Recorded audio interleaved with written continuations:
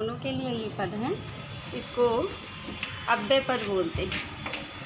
अव्यय पद का मतलब होता है, देखो इसको अपनी बुक भी खोलोगे तो उसमें देखोगे अव्यय का मतलब होता है संस्कृत के वो शब्द, जैसे हम हिंदी में भी बोलते हैं किंतु, परंतु, यदि, फिर, और, ये सब चेंज नहीं होते। चेंज का मतलब होता है जैसे हम कहते हैं बालक खाता है और बालिका खाती है ना, तो इसमें हम क्रिया बदल देते हैं और क्रिया के अनुसार ही हमारे और भी सेंटेंस में परिवर्तन हो जाते हैं, वाक्य में। लेकिन इसमें क्या है कि इसमें जो ये शब्द यूज होंगे अव्यय पद, वो कभी बदलते नहीं हैं, ना वो किसी विभक्ति वचन कुछ भी हो, वो एक जैसे ही रहते हैं। ठीक है, जैसे अभी कह दो बालक फिर से घर जाएगा, तो अब लड़की के लिए बोलेंगे बालिका फिर से घर जाएगी। इसमें फिर से पे कोई फ़र्क नहीं पड़ा ना, ये तो नहीं हुआ कि लड़की को जिसको फिर ही बोल दिया हमने, तो नहीं बोला ना। इसी तरह इसको अव्यय कहते हैं। अव्यय हमेशा चाहे जैसा वचन हो चाहे जैसी विभक्ति हो, उसमें कोई परिवर्तन नहीं होता, उसको अव्यय पद कहते हैं। संस्कृत बोलेंगे सदृशं लिंगेषु सर्वाश्च विभक्तिषु वचनेषु च सर्वेषु अन्य अव्ययेति तद अव्ययम्। कुछ अव्यय पद मैं तुम्हें दिखा रही हूँ, बोल भी दे रही हूँ, इसको सारा नोट कर लेना कॉपी पे, और मैं तुम्हें प्रयोग बताती हूँ। ठीक है, अचिरम मतलब होता है शीघ्र ही, यावत जब तक, तावत तब तक, सहसा अचानक, स्व आने वाला कल, हा बीता हुआ कल, शनै शनै धीरे धीरे, संप्रति संप्रातम, अधुना इदानीम, इन सब का मतलब होता है इस समय, अब बोल सकते हो ना, अब।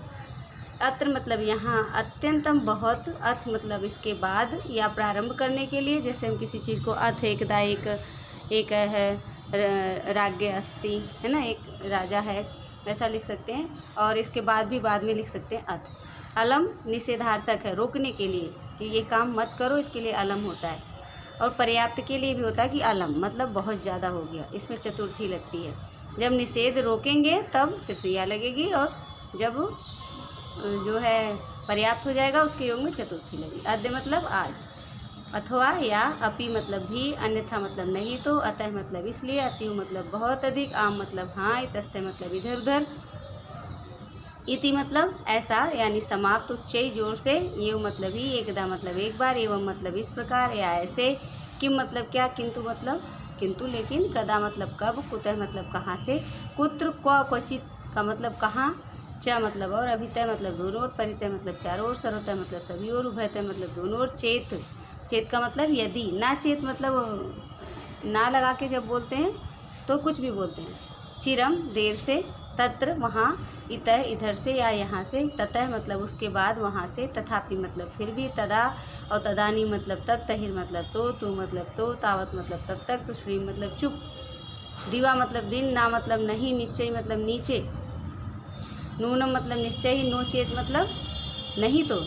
देखो वहाँ चेत मतलब यदि था, यहाँ नो चेत कर दिया तो नहीं तो।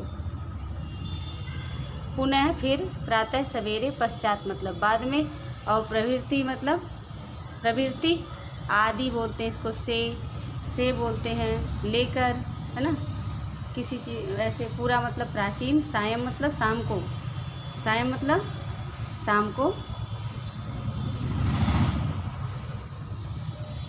आगे बढ़ेंगे, स्व, ये ध्यान रखो, स्व ये वाले स्व में आने वाला कल, मतलब अभी कल जाऊंगा, गा वाला शब्द में स्व, और जो हो गया कल मैंने खाना खाया, तो इसका मतलब बीता हुआ कल। सह मतलब साथ, स्वयं मतलब अपने आप, अश्म मतलब था थी, सर्वत्र मतलब सब जगह, अथ मतलब किम, तथा मतलब वैसे, परस्परम मतलब आपस में, बही मतलब बाहर, बहुधा मतलब अक्सर, बाढ़ मतलब हाँ, माम मतलब नहीं, मुहुर मुहुर मतलब बार बार, भूय मतलब फिर से बार बार, बारम तो लिखा ही है, यत मतलब किम, यत्र मतलब जहाँ, यदि मतलब अगर, यद्यप मतलब अगर, तावत तब, यावत जब तक, यत मतलब जहाँ से, यदा मतलब जब, वा मतलब या, और अथवा, बिना मतलब बिना, वृथा मतलब व्यर्थ, सनई मतलब धीरे धीरे, सर्वदा सदा सदैव का मतलब नित्य, ही यत यतो ही का मतलब क्योंकि, ये, और खलु मतलब निश्चय, ईसत मतलब थोड़ा ही, जातु मतलब कभी, धिक मतलब धिक्कार, नत्त मतलब रात, प्रहसा मतलब बलात्, और नमः मतलब नमस्कार, पुरः या पुरस्तात या पुरतः का मतलब सामने।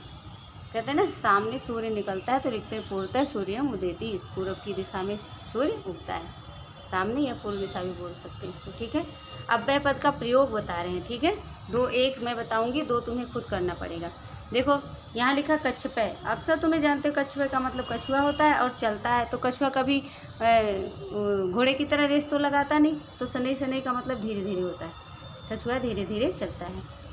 गृहम गच्छ, जाओ, तो घर जाओ, तो हम कहते हैं जल्दी घर जाओ। अचिरम का मतलब होता है जल्दी घर जाओ। तो ये अचिरम कभी नहीं बदलेगा, जल्दी नहीं बदलेगा, शनै शनै नहीं बदलेगा, इसलिए ये अव्यय पद है। आई बात समझ में? अच्छा, आगे बढ़ेंगे। आगे है अहम स्व वाराणसीम गमिष्यामि। देखो मैंने तुम्हें बताया था कि स्व कल के लिए, आने वाले कल के लिए, आने वाले कल की पहचान है गमिष्यामि मतलब जाऊंगा, पठिष्यामि मतलब पढ़ूंगा, खादिष्यामि मतलब खाऊंगा। ठीक है, तो श्यामी से समझ लो कि ये वाला स्व लगेगा। दोनों को अच्छे से पेपर में देख सकते हो, जिसके साथ श्यामी लगा हो उसके साथ अगर नीचे भरने के लिए पूरी लाइन को देखोगे ना, तो उसमें क्रिया जब श्यामी से आ शुरू हो तो वहाँ ये वाला स्व भर देना। ये सह का मतलब होता है कल, यानी बीता हुआ कल, और ये बीते हुए कल के लिए आसीत मतलब था, कल मेरे घर में उत्सव था। सहसा निर्णयम न करणीयम, अचानक से निर्णय या कोई फैसला नहीं करना चाहिए। ठीक है, इदानीम अहम संस्कृतम पठामि, तो अब मैं संस्कृत पढ़ता हूँ। इदानीम अभी पढ़ा था ना, अब अभी मैं संस्कृत पढ़ने जा रहा हूँ या पढ़ता हूँ, तो इसका मतलब इदानीम हो गया। कह रहे अद्य अवकाश अस्ति तथापि अहम कार्यम मुक्तम नास्ति। अब देख लो यहाँ तथापि लिखा हुआ है, यहाँ यद्यपि लिखा हुआ है कि यद्यपि मैं अवकाश नहीं था लेकिन मैं क्या हुआ, तथापि हम कार्य मुक्त नास्ति। यद्यपि अवकाश अस्ति, यद्यपि आज अवकाश था फिर भी मैं कार्य मुक्त नहीं हूँ, यानी मैं काम कर ही रहा हूँ अभी। अथ रामायणात् मतलब, तो इसके पश्चात हम रामायण की कथा शुरू करते हैं। अत्र मतलब यहाँ आओ, अहम कुत्रापि न गमिष्यामि, श्यामी लिखा हुआ। अगर यहाँ स्व भरने को आता तो कौन सा स्व होता है, ये स्व, जिसका मतलब आने वाला कल। कुत्रापि मतलब कभी भी। इतस्ते मतलब इधर उधर, मत घूमो। भ्रमति आए, भ्रमति आए, यहाँ कुछ भी हो, कुकुर, बानवर, जानवर, बानर, कुछ भी हो ना, तो यहाँ भ्रमति अगर देख लिया आपने तो इतस्ते ही भरना चाहिए। ठीक है, यत्र यत्र जब हो तो तत्र तत्र बहुत आसान अव्यय है। अधुना गल्पम ना करणीयम नहीं चाहिए हमें।